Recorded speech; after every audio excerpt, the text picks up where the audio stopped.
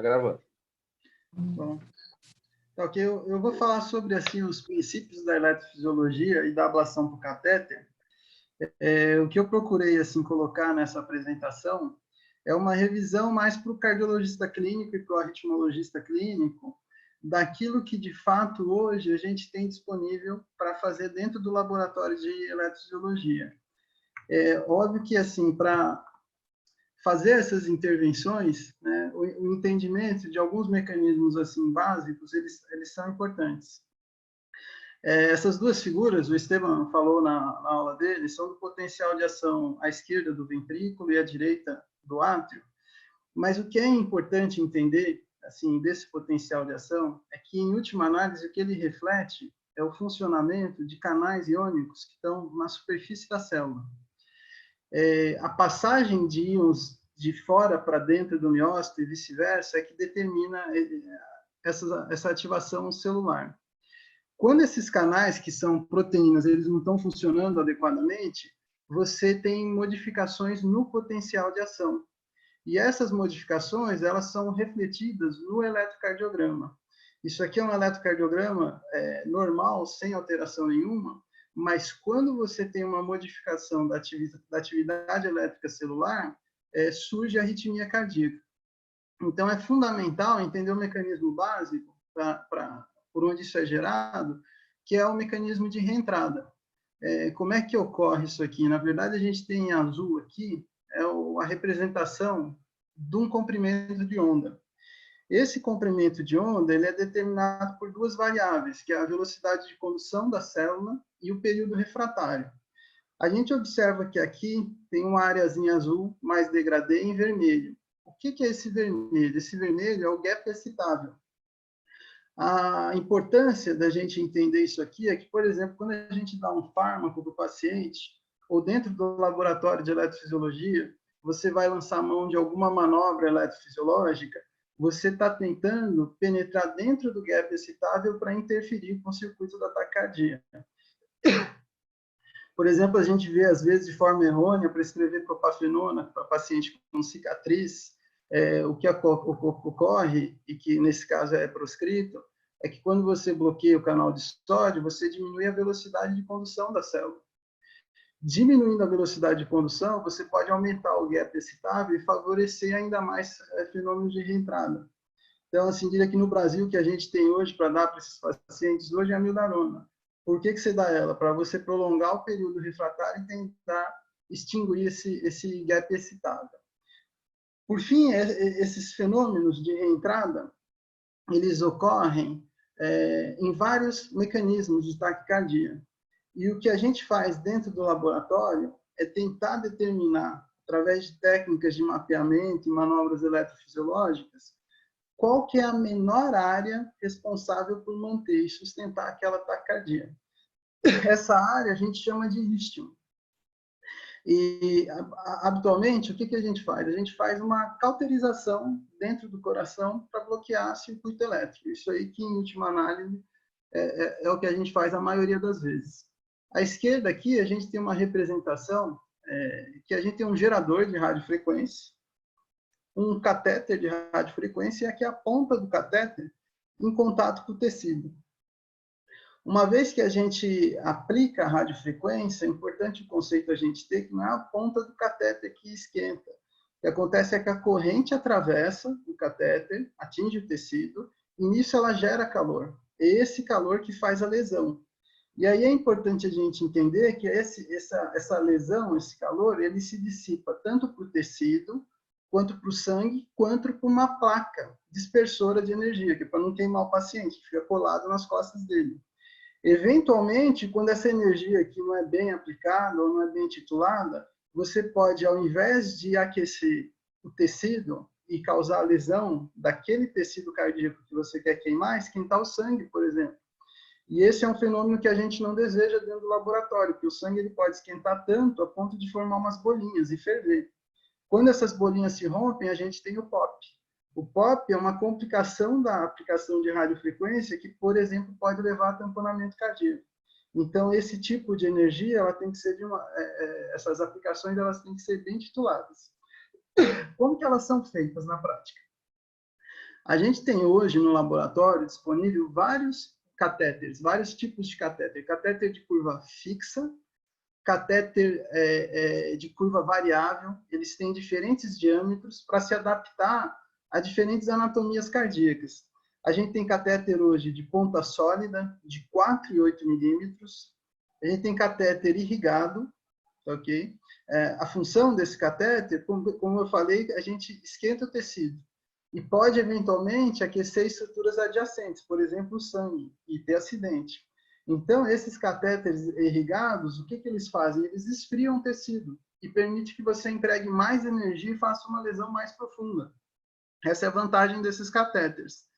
Além disso, a gente tem hoje disponível na atualidade uma coisa que tem cerca de 4 ou 5 anos, se eu não me engano, que são catéteres que eles têm sensor de contato na ponta deles. Qual que é o benefício desses catéteres e que mudou a história, assim diria, o resultado de uma série de ablações, em especial da fibrilação atrial, é que uma vez que você identifica o contato da ponta do catéter com o tecido, você consegue fazer lesões de melhor qualidade. Lesão de melhor qualidade implica resultado mais eficaz, porque assim, um dos motivos de você ter uma recorrência, seja de um Wolff ou, por exemplo, uma reconexão de via pulmonar, é que você não tinha um contato adequado. E aí você elimina, destrói aquele tecido, momentaneamente, na verdade, o que você tem é um edema local, passa horas ou dias, aquilo lá regride e a arritmia volta. Além dos catéteres terapêuticos, a gente tem outros catéteres, como a gente pode ver aqui à esquerda, que é o catéter circular, catéteres aqui multipolares, que eles permitem hoje fazer mapeamento de alta densidade, de alta resolução. O que a gente dispõe dentro da sala de básico para fazer uma ablação? Essa imagem aqui eu peguei da aula do Cristiano, e é a imagem da fluoroscopia. Essa é a base daquilo que o eletrofisiologista usa, a esquerda em oblíqua direita e a direita em oblíqua esquerda, para inferir as estruturas anatômicas dentro do coração. O átrio direito, o ventrículo direito, a aorta uma posição central, o átrio esquerdo e o ventrículo esquerdo. Uma vez que você tem uma ideia da posição desses catéteres e de quais as estruturas anatômicas eles representam, você consegue agora interpretar os sinais elétricos de dentro do coração.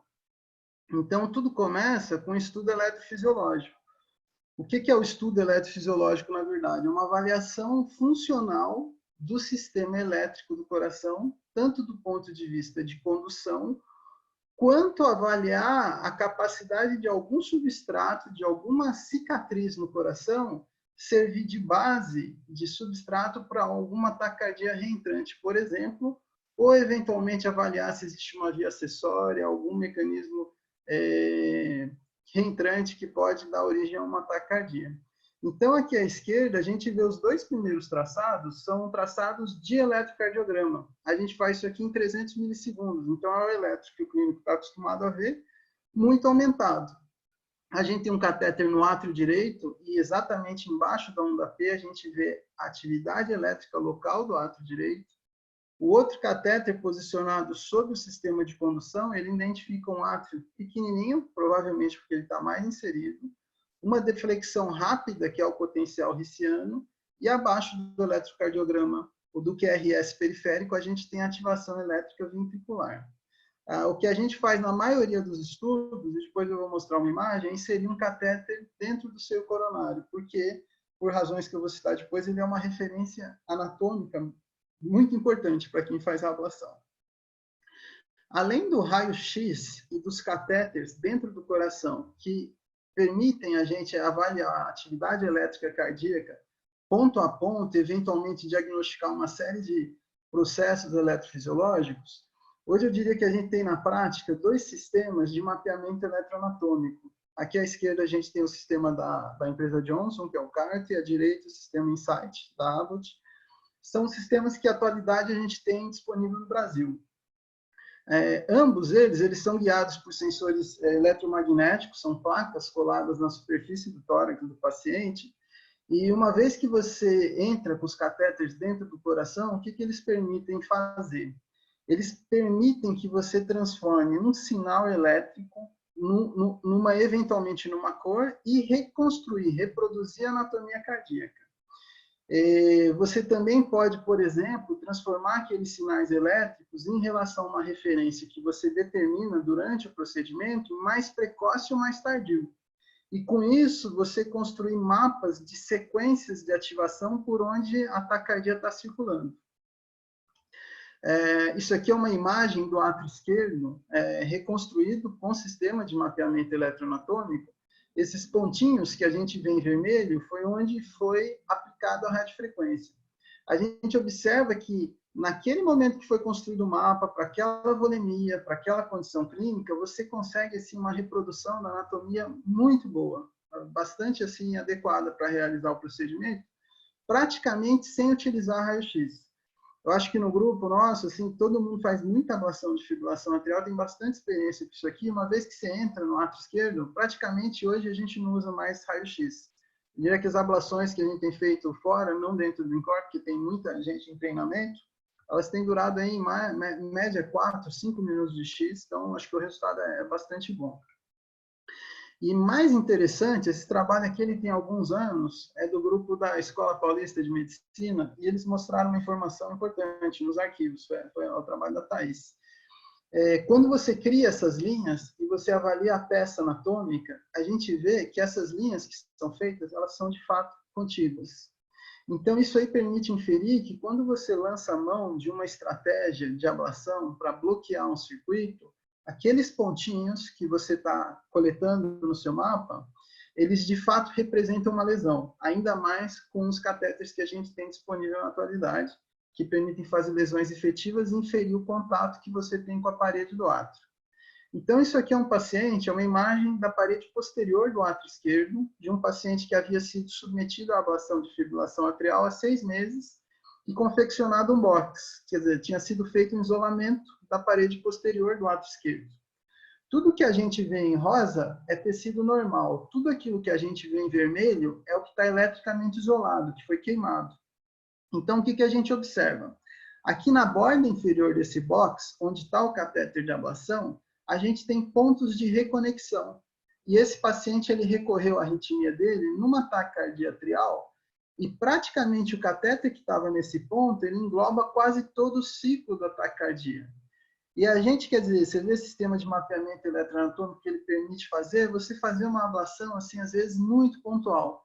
Queimar a menor área de tecido necessária para fechar isso aqui e bloqueando esses 2 pontos, aqui no ponto de baixo em especial, a taquicardia se interrompe. Não só para arritmias atriais, mas para arritmias ventriculares, às vezes muito complexas. Esse aqui é um caso antigo, muitos acho que vão lembrar, um caso de um estudante de medicina. Ele estava correndo na esteira e teve uma PCR. Esse paciente tinha uma miocardite, foi implantado um desfibrilador. Meses após, começou a receber terapia apropriada do CDI. Ele foi para uma primeira ablação, que foi convencional, com aquela técnica que a gente tem os catéteres e a escopia. E num segundo momento, como ele recorreu, a gente conseguiu fazer isso com mapeamento eletroanatômico. E vocês observam qual que é a diferença. Às vezes a gente fala que teve insucesso uma determinada intervenção, mas não por uma condição técnica, às vezes relacionada ao procedimento. Simplesmente você não estava com o material adequado. Porque esse paciente, se a gente observar, ele tinha uma cicatriz enorme que pega toda a parede inferior, indo até a ponta do coração. Isso aqui é uma representação do ventrículo esquerdo e da aorta e da parede lateral. E que para fazer uma homogeneização como foi feita, sem o recurso do mapeamento eletroanatômico, isso fica praticamente impossível, você conseguir queimar todos esses pontos. Esse mesmo paciente foi mapeado pelo epicardio, então você vê o que o recurso permite fazer, né? Você vai pegando esses pontos, tudo que está em rosa é tecido normal, o que está em vermelho é tecido alterado. E mais do que isso, esses pontinhos que a gente está vendo em azul escuro, é onde foi marcado frênico. Então, você vê a quantidade de informações que esse sistema ele pode te permitir para você ter mais segurança durante o procedimento e ser mais efetivo. Do ponto de vista de anatomia, eu diria assim, para o clínico, para quem faz arritmia clínica, embora a arritmia assim, mais frequente na prática, que a gente faça 50% ou mais das intervenções em eletrofisiologia seja a ablação da fibrilação atrial, e ela venha do átrio esquerdo, Eu diria que a anatomia do átrio direito ela é muito mais complexa, por uma série de estruturas que a gente vai ver. Então, assim, o que a gente tem de mecanismo mais comum de taquicardia é a taquicardia por reentrada nodal. Na verdade, a gente tem nesses pacientes um mecanismo de dupla via nodal. A gente tem uma via que conduz com maior velocidade e, habitualmente, ela tem um período refratário mais longo. E, eventualmente, na presença de uma extrasístole, ela acaba bloqueando. A outra, teoricamente, é a via lenta, que tem um período refratário mais curto, ela conduz o estímulo elétrico e, eventualmente, encontra a via rápida fora de período refratário e permite perpetuar um circuito de taquicardia por mecanismo reentrante, como a gente viu no começo. No eletrocardiograma, aqui como a gente está vendo na tira de cima, eventualmente isso aqui pode se manifestar como um PR normal, que subitamente ele aumenta. Isso aqui é diferente do Wenckmann, não é aumento progressivo. Ora está conduzindo pela via rápida e ora está conduzindo pela via lenta. Na tira de baixo, a gente vê algumas ectopias, e aqui, de repente, antes de iniciar a taquicardia, a gente vê que tem uma onda T normal, mas que a T do complexo QRS, que antecede a taquicardia, ela é apiculada. Ou seja, aqui caiu uma onda P, conduziu pela via lenta e tem início a taquicardia. Onde é que o eletrofisiologista ele trabalha dentro do laboratório? Para fazer essa ablação. A gente sabe que esse circuito ele gira através desses dois componentes, que é a via rápida e a via lenta. A via rápida, atualmente, ela fica atrás do tendão de Todaro e a via lenta ela fica na frente do seio coronário. Essa estrutura, a gente chama ela de trígono de Koch, e ela tem alguns limites. O anterior é a válvula tricúspide, o inferior, o seio coronário, e o posterior é essa estrutura anatômica aqui mais robusta, passando por trás, que é a crista de Eustáquio, que ela vai da cava até o nó AV compacto. Tem mais alguns detalhes aqui, mas a aula não é para eletrofisiologista, eu acho que não tem sentido a gente se prender a isso. A única coisa importante que a gente tem que saber, assim, do ponto de vista clínico, para quem indica intervenção, é que essa distância do seio coronário até o sistema de condução, ela vai de 20 até 30 milímetros. É óbvio, assim, a gente praticamente, eu não lembro, desde que eu terminei a residência no COR, foi 2013, final de 2013, começo de 2014, eu não lembro de um paciente assim que acabou ficando com marca-passo definitivo. Os poucos bloqueios que tiveram foram transitórios. Mas essa distância aqui tem que tomar cuidado, porque eventualmente os acidentes eles podem acontecer. Então, esse aqui é um mecanismo clássico assim de indução de uma taquicardia por reentrada nodal, para o pessoal entender como que se processa dentro da sala, né?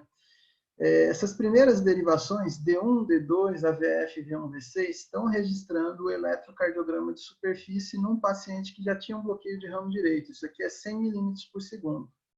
Esse outro catéter está dentro do seio coronário, vai do seio proximal até o distal. Esse outro catéter no RIS e o outro catéter no ventrículo. A gente está fazendo uma estimulação atrial programada e aí a gente observa subitamente isso aqui, que é a marca da taquicardia por reentrada nodal. Aqui você tem um intervalo entre o átrio e o RIS curtinho, aqui entre o átrio e o RIS longo, quer dizer, está conduzindo pela via lenta. Isso aqui é o salto que a gente vê dentro do laboratório de eletrofisiologia. Na sequência, você tem uma reentrada para o átrio e desce para o ventrículo.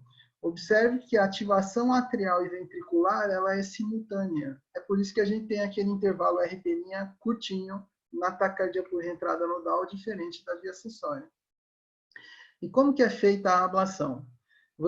Atualmente a gente não usa esse catéter diagnóstico, a gente só faz um catéter dentro do seio coronário e o catéter de ablação. Aqui, de uma forma didática, né, tem essas setinhas aqui, que está dividido para lembrar como se fosse um semáforo. O verde, a área de segurança. A área de segurança. Em frente ao seio coronário, onde você aplica a radiofrequência e bloqueia a via lenta na maior parte dos pacientes. O amarelo, já uma área intermediária, e o vermelho, próximo do sistema de condução, onde as aplicações elas começam a ter um risco maior e o risco de bloqueio aumenta. Então, é interessante observar, às vezes a pessoa fica com receio de fazer uma ablação num ataque súbito, o paciente tem uma crise a cada 3 anos, mas que é um negócio extremamente seguro. Se o grupo é experiente, se a pessoa está acostumada a fazer, é muito improvável ter um acidente, porque você tem áreas de segurança assim, bastante grandes para você trabalhar com tranquilidade e resolver a taquicardia. Uma outra arritmia confinada ao átrio direito é o flutter atrial. O flutter atrial, na forma comum dele, ele tem uma ativação no sentido anti-horário, descendo pela crista terminal e subindo pelo septo. O istmo dessa taquicardia, quer dizer, a principal estrutura aqui que a gente faz a ablação de fato, ela vai da válvula tricúspide até a veia cava inferior. É lá que fica o istmo cavo-tricuspídeo. Teoricamente, você poderia interromper um flutter aplicando em outras regiões, mas por que a gente aplica aqui? Porque, teoricamente, essa é a menor área por onde passa o circuito. Esse aqui é o istmo. Então, você fazendo a aplicação, a gente observa aqui D2, D3, com ondas F negativa, queimando, de repente, interrompe a taquicardia. Um achado interessante, que talvez tenha valor mais para o clínico, é que quando você olha D2 aqui, é negativo, num flutter anti-horário. Por que é negativo? Porque o que a gente vê é a resultante da ativação elétrica do átrio direito e do átrio esquerdo. Então, a ativação do átrio esquerdo, no flutter anti-horário, ele se dá através do seio coronário, é de baixo para cima. Então, a onda F fica negativa na parede inferior. Num flutter horário, ou seja, que desce pelo septo e sobe pela crista terminal, habitualmente a ativação do átrio esquerdo é pelo trato de Bachmann. Consequente, a ativação dos dois átrios resultantes é de cima para baixo e você tem uma onda F negativa. Outras estruturas que são importantes, que a gente conhece, assim, que são muito frequentes de ser utilizadas e catéteres são posicionados dentro dela no laboratório, uma delas é o seio coronário. O seio coronário é a grande veia cardíaca, que drena basicamente todas as estruturas ali do lado esquerdo do coração. Do lado direito, a gente lembra que tem eventualmente aquelas veias muito pequenininhas, as perfurantes, são as veias de Tebessio, pode drenar direto. Mas do lado esquerdo, basicamente, é pelo seio coronário. Aqui é uma injeção de contraste dentro do seio coronário e a gente observa que ele contorna praticamente todo o anel da mitral, indo quase aqui ao território da artéria descendente anterior e ele de fato dá a volta na forma de veia descendente anterior.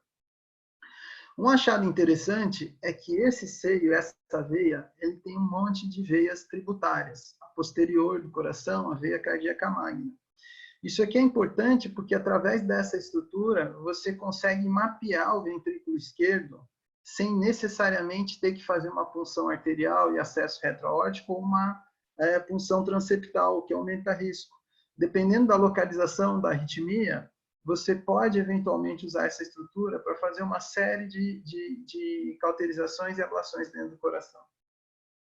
Uma outra estrutura que eu diria que é fundamental hoje, dentro do laboratório de eletrofisiologia, que a gente punciona o septo interatrial para fazer as punções transeptais, praticamente, talvez 50% dos procedimentos. É tão frequente quanto fazer uma punção venosa femoral, que é a fossa oval. A fossa oval é uma estrutura hoje, eu diria, não só em eletrofisiologia, mas em cardiologia intervencionista, fundamental para fazer o acesso para o átrio esquerdo. Seria impossível fazer uma ablação de fibrilação atrial, por exemplo, sem fazer a punção dessa fossa oval, para acessar o átrio esquerdo. Então, a gente vê aqui nessa imagem que esse tipo de punção ele pode ser utilizado tanto para fazer valvuloplastia mitral, quanto para fazer oclusão de auriculeta esquerda, quanto para fazer a ablação da fibrilação atrial. Eu diria que no item F e no item H, na atualidade, é onde o eletrofisiologista trabalha.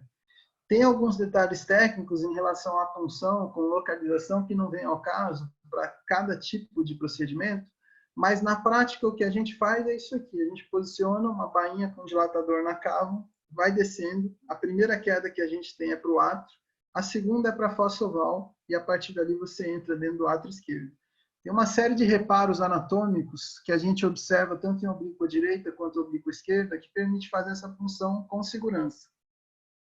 Aqui embaixo a gente vê uma imagem de eco intracardíaco. A gente vê o septo interatrial, o átrio direito para cima, o átrio esquerdo para baixo, a formação de uma tenda, na sequência você tem a bainha posicionada dentro do átrio esquerdo. O nosso grupo habitualmente ele não usa o eco intracardíaco. Eu não lembro de ter tido uma fibrilação atrial, algum procedimento que foi suspenso porque a gente não conseguiu fazer a punção. Na verdade, a gente acostumou a fazer sem, eu diria que para fazer punção transeptal, de fato, eu não vejo o papel do eco intracardíaco. Acho que cada um tem a sua experiência. Tem gente que acostumou a fazer com eco intracardíaco, se sente mais seguro, mas é importante reconhecer que tem essa ferramenta. Talvez, na atualidade, o principal papel do eco intracardíaco, que seja importante assim de conhecimento clínico, é quando a gente tem aquele padrão de arritmia relacionado ao músculo papilar ou de banda moderadora. Essas estruturas que ocupam espaço como se fosse tridimensional dentro da cavidade cardíaca, elas são extremamente difíceis de serem mapeadas só com escopia ou só com mapeamento eletroanatômico. Nesse sentido, se você tiver o eco intracardíaco, eu diria que é uma ferramenta indispensável para fazer especificamente esse tipo de intervenção. Uma vez que você teve acesso ao átrio esquerdo, ao átrio direito, que você tem como abordar essas duas câmeras, uma outra arritmia que é importante que a gente conheça, e que, assim, eu diria que é a marca da eletrofisiologia, que é por onde as coisas começaram, entender os mecanismos e os circuitos, que é a síndrome de pré-excitação ventricular. Na verdade, a síndrome de pré-excitação ventricular, ela ocorre quando você tem uma conexão elétrica em algum ponto, seja do anel mitral ou do anel tricuspídeo, conectando o átrio com o ventrículo e bypassando o sistema de condução. Aqui no caso, no meio, o que a gente tem? A gente tem uma morfologia de bloqueio de ramo esquerdo em V1, uma transição muito tardia no plano horizontal e com uma onda Q em D3, isso aqui sugerindo uma via lateral direita. Você vê que esse complexo, os primeiros dois, eles são pré-excitados, na sequência tem início uma taquicardia. Aqui nessa imagem da direita, só para explicar a representação, a primeira imagem mostra um batimento de fusão entre o sistema de condução normal e a via acessória, como a gente vê nos primeiros dois complexos. A segunda imagem, já a atividade elétrica ela passa pelo sistema de condução e sobe pela via acessória, no circuito de macro reentrada, como a gente vê na taquicardia. A terceira imagem já desce pela via acessória e sobe pelo sistema de condução, uma condição que a gente chama de taquicardia atrioventricular do tipo antidrômica, que utiliza a via acessória na alça anterógrada do circuito. E, por fim, a condição clínica mais rara, que é o mecanismo de morte súbita no Wolff, que é a fibrilação atrial pré-excitada.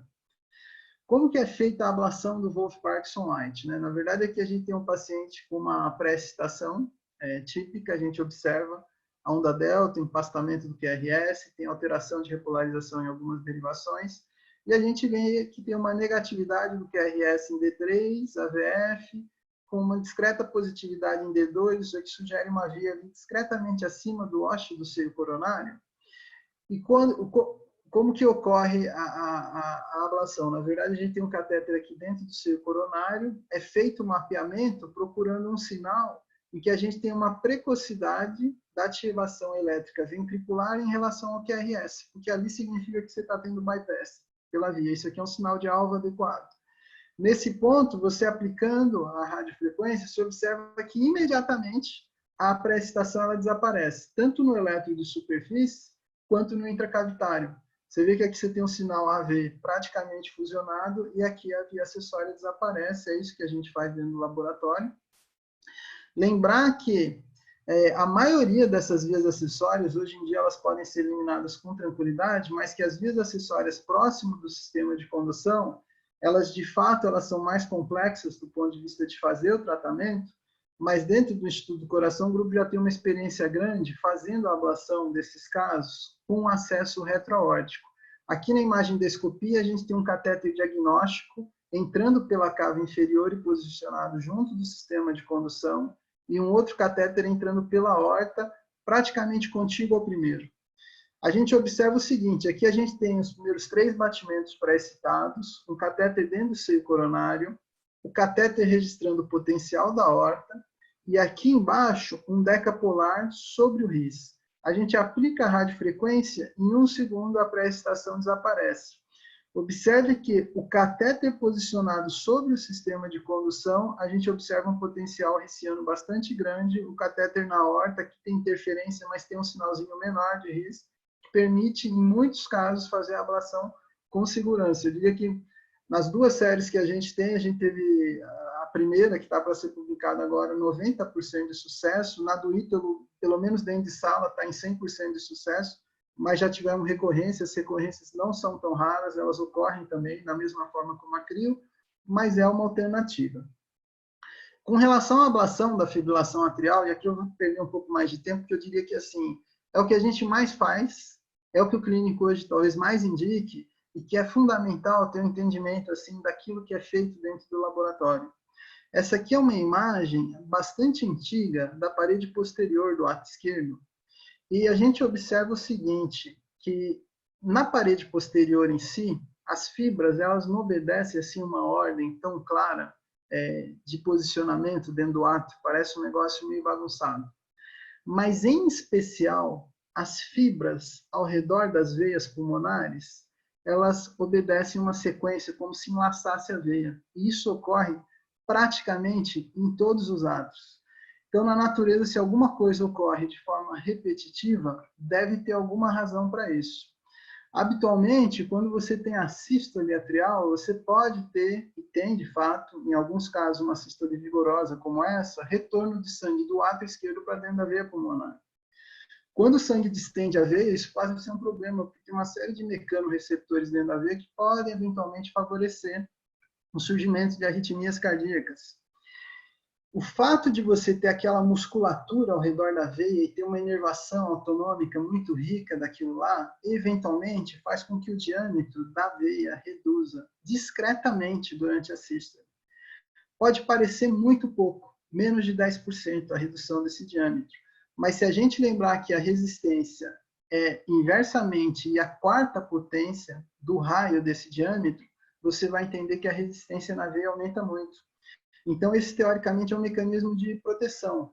Óbvio que o paciente que tem o átrio esquerdo muito dilatado, ou paciente que tem fibrilação atrial há muito tempo, esse mecanismo de proteção ele vai se perdendo. Por outro lado, isso aqui não explica, obviamente, a maioria dos mecanismos de fibrilação atrial, mas é um entendimento que é importante, porque é ao redor dessas veias que a gente faz a ablação da fibrilação atrial e as cauterizações. Eu diria que, na prática, hoje, a gente tem, assim, sabidamente, para esses pacientes que têm arritmia na forma paroxística, crises intermitentes, que o mecanismo ele é muito claro. 90% a 95% das vezes, a arritmia ela vem da veia pulmonar. E, nesses casos, se você fizer uma cauterização, um isolamento elétrico dessas veias, você vai resolver a maioria dos problemas.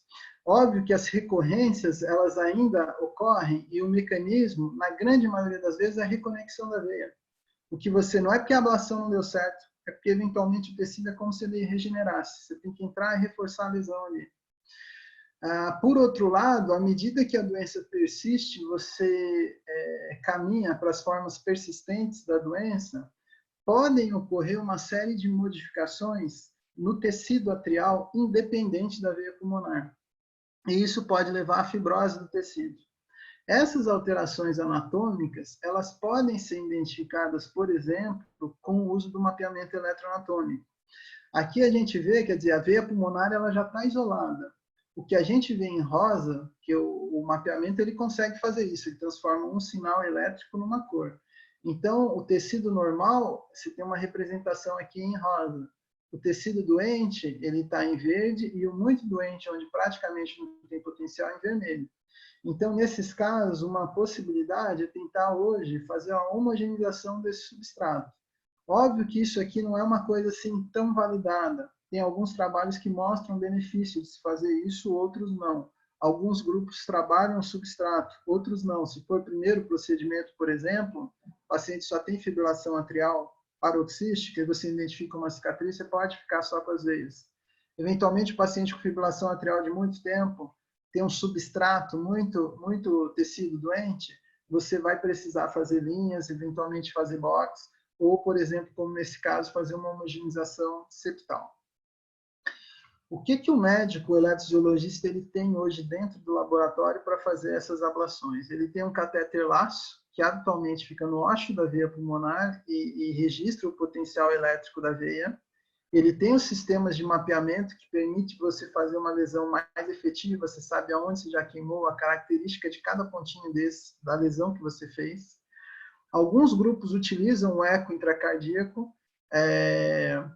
Na prática, em especial para fibrilação atrial, pode ser utilizado para fazer a transeptal, eventualmente ver a característica da lesão que está sendo feita. Inicialmente, os primeiros catéteres eles eram de 4 milímetros para fazer a fibrilação atrial, depois vieram os catéteres de 8 milímetros, melhorou o resultado. Na sequência, os catéteres irrigados, lesões mais efetivas, entregando mais energia, uma lesão mais consistente. E, por fim, o que a gente tem de mais novo são esses catéteres que permitem inferir o contato do catéter com a parede do átrio. A gente sabe hoje que quando você tem uma lesão maior que 10 gramas, você consegue fazer uma lesão mais efetiva. Óbvio que a tecnologia ela traz resultados melhores, lesões mais consistentes, mas também aumenta o risco. Por exemplo, a gente vai mais para frente, que uma das complicações é a lesão esofágica. Esses catéteres, onde tem o contato, se você for muito insistente, atrás de buscar uma lesão muito efetiva, ou com contato muito bom, você pode lesar estruturas adjacentes. Esse vídeo aqui, a Karina me cedeu, e está muito legal, porque ela fez em alta velocidade, mostrando como é feita uma ablação de fibrilação atrial. Então, eu vou explicando aqui durante a ablação, o que a gente faz, a primeira etapa é construir o mapa do átrio esquerdo.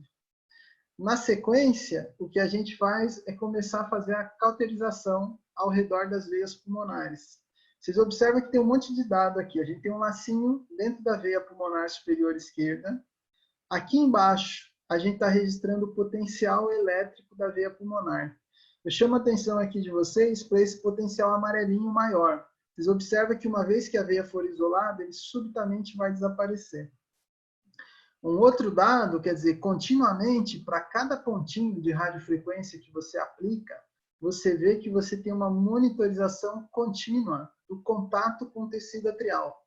É aí que vai a experiência do médico que está fazendo. Quer dizer, você vê isso, depois de ter feito muito, você consegue praticamente ao longo de toda a circunferência uma lesão consistente com catéter bastante estável. Esse, eu diria que talvez seja o principal determinante a longo prazo de você não ter reconexão de veia pulmonar. Vocês ficam olhando aqui, o amarelinho, daqui a pouco, subitamente, ele vai desaparecer. Vocês viram aqui, a veia está isolada. Nesse momento, você obteve a desconexão elétrica. Então, vocês vejam que não basta você ir coletando os pontos e que isso vai resolver o problema do paciente. Nesse caso, a primeira passagem isolou as veias, mas tem vários pacientes que você passa a circunferência toda, com bom contato, e a veia permanece conectada. Nesses casos, você tem que entrar mais dentro da veia algumas vezes para conseguir fazer a desconexão. Por exemplo, nas veias direitas, a gente tem que tomar muito cuidado, porque nessa região onde eu estou apontando o mouse, passa o nervo frênico. Então, entrar dentro da veia pode também aumentar o risco, porque você pode ter estenose de veia ou lesar o nervo frênico especificamente nas veias direitas. Vocês vejam que aqui foi exatamente o ponto em que a gente teve isolamento da veia direita.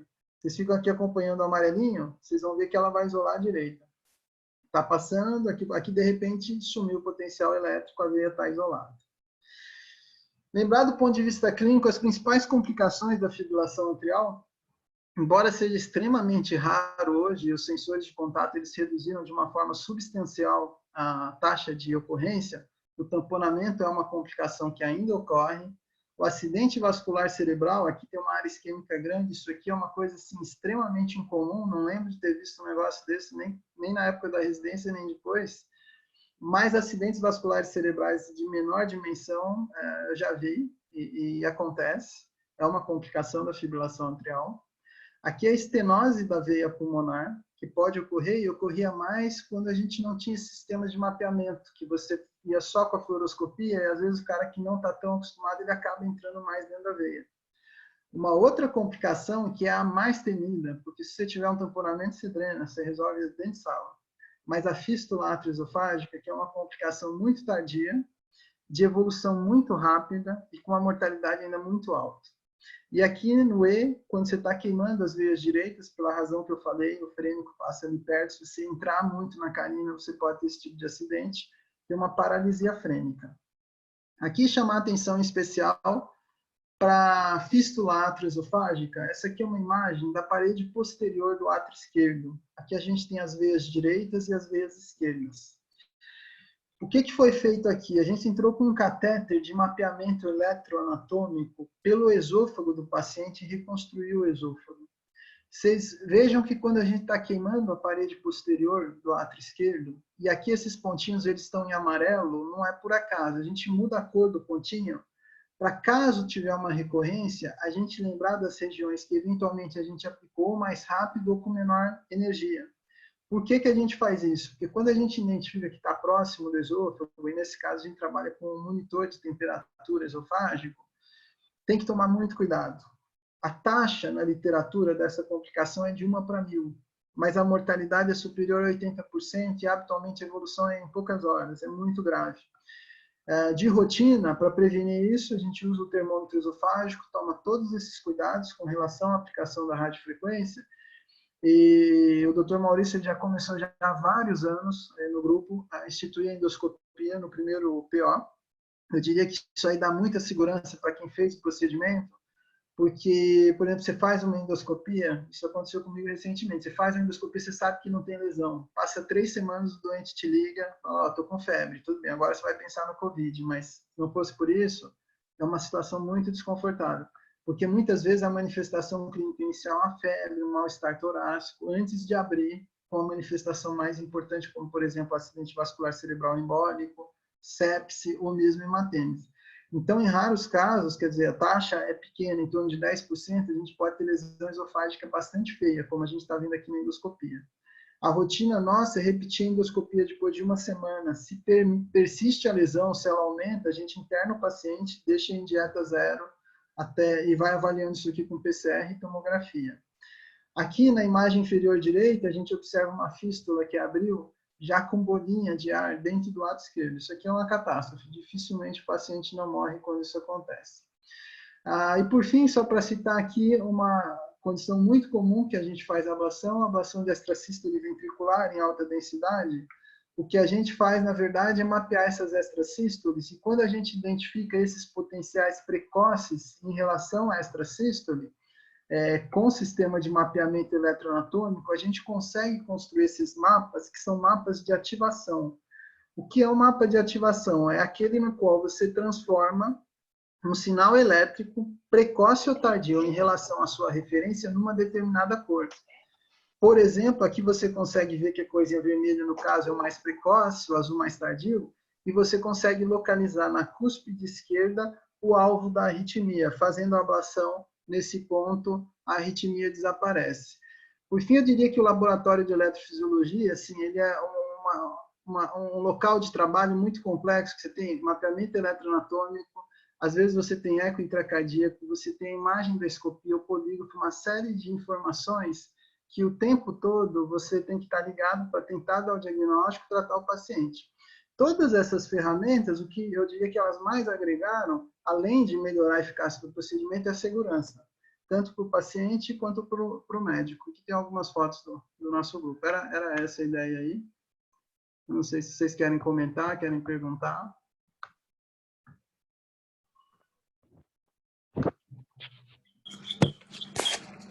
Falou. Pronto. Uma pergunta, pode ser? Pode, claro. Ô, Moedina, negócio do POP, que você falou. O POP, você falou que esquenta o sangue, dá tamponamento. No caso, você tem um rompimento, é isso? Chega tão importante que você faz tipo sei lá. Como é que Eventualmente, esquentar o sangue e fazer tamponamento? Eventualmente, a maioria das vezes, você tem o POP e nada acontece. O POP ele é audível, parece que você jogou uma bombinha no chão e teve estalido. Mas algumas vezes, por exemplo, eu já tive, alguns anos atrás, fazendo a ablação de um bolso, aplicando ali na boquinha do seio coronário, tive um POP que parecia que tinha estourado uma bombinha no chão. 2 ou 3 minutos a borda estava parada. Ou seja, você ferve o sangue ali, aquela bolinha ela se rompe e na hora que ela se rompe você pode ter lesão de fibra miocárdica, inclusive rompimento. E aí você tem o sangramento. Então, é por isso que faz derrame pericárdico. Eu não entendi muito bem o conceito do POP é assim, tem um esquenta debaixo da superfície, tá? Quando ele faz a lesão mais profunda, e isso vai levando a uma expansão do tecido.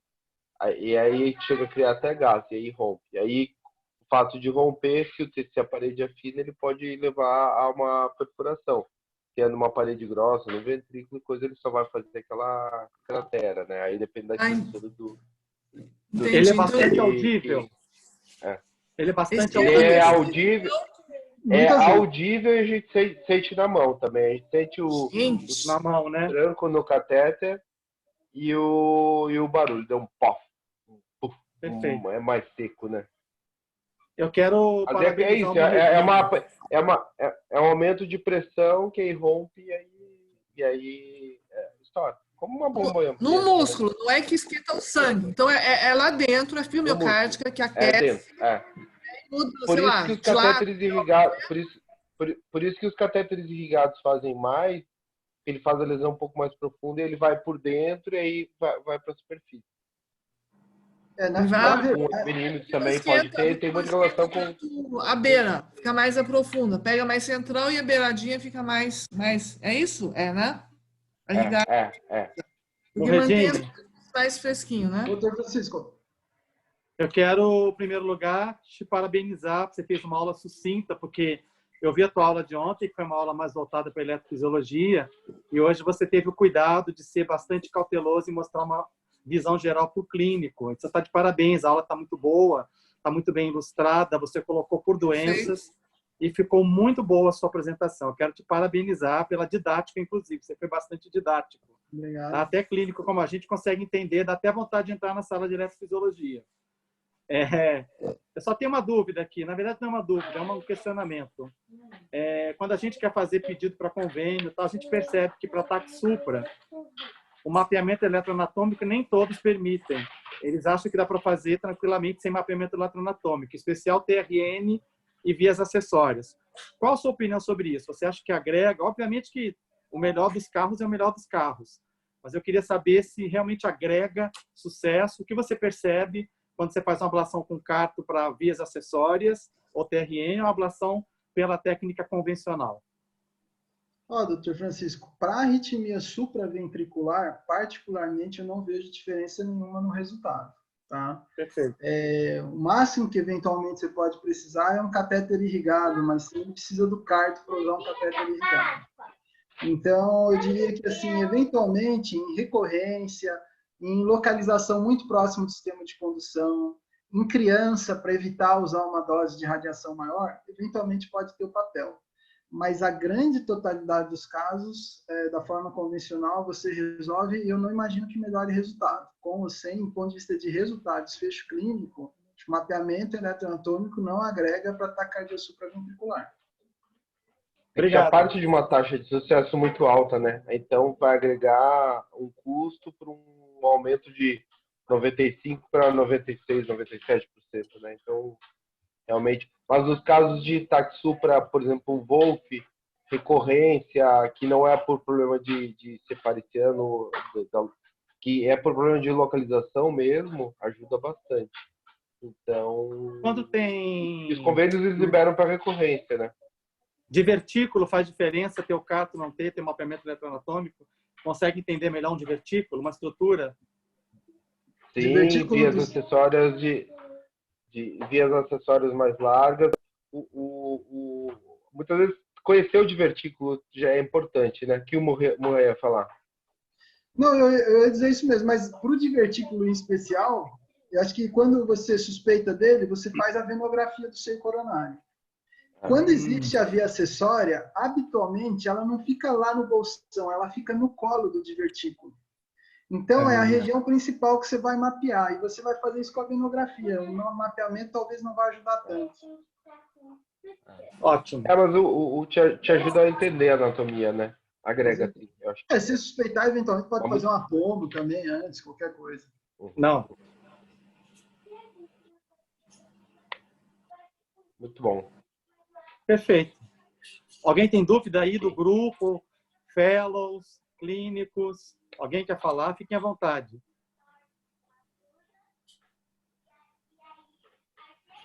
Acho que a aula é bem dada, né?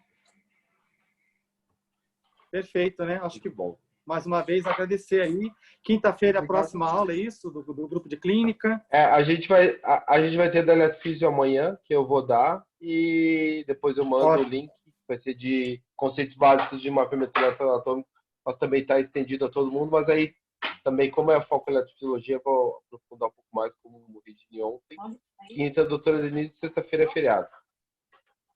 Então, quinta é Denise, meio-dia também de síncope, acho que na semana que vem já é a TAM, na terça-feira, se Deus quiser. E aí tem terça, quinta e vai ter o caso clínico na sexta. Beleza. Perfeito. Obrigado, pessoal. Obrigado, gente. Tchau, pessoal. Bom